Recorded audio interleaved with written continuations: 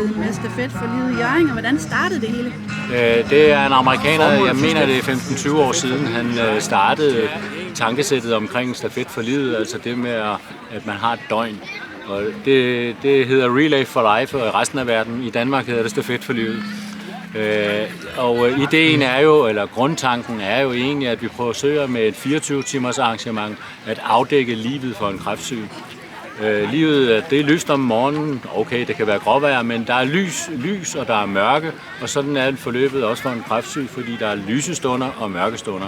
Og det er hele året, hver dag, 24/7, 365 dage om året, at man hænger med en kræftsygdom. Jeg håber på, at vi kan for det første blive her, hvor vi er nu. Det er en pragtfuld plads, alle faciliteter er her, og det er bygget til aktiviteter, så selvom det skulle regne, så svømmer arealet ikke. Og det er godt. Og så har jeg selvfølgelig sådan et naivt håb om, at der kommer flere deltagere. Du kan se jo rundt omkring, der har folk jo bare hjemmebag, og nogen sælger tøj og så forskellige ting. Men vi har som Stafet ingen salgsboder. Vi har fået nogle madboder, nogle pizzaboder, frikadelleboder. Hvad var der mere med alle? Der var pomfritter selvfølgelig, ikke?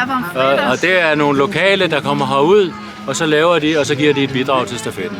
Jeg er rigtig, rigtig glad for, at det ikke regner, og at solen er på vej frem, og at folk ser ud til at være glade.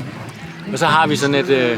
det er ikke sikkert, at du kan bruge det på en film. Der er et par ting, vi ikke går ned på, og det ene er på dansk, lokummer. Vi har ordentlige toiletfaciliteter, der bliver rengjort hver 3. time, for det skal bare være i orden.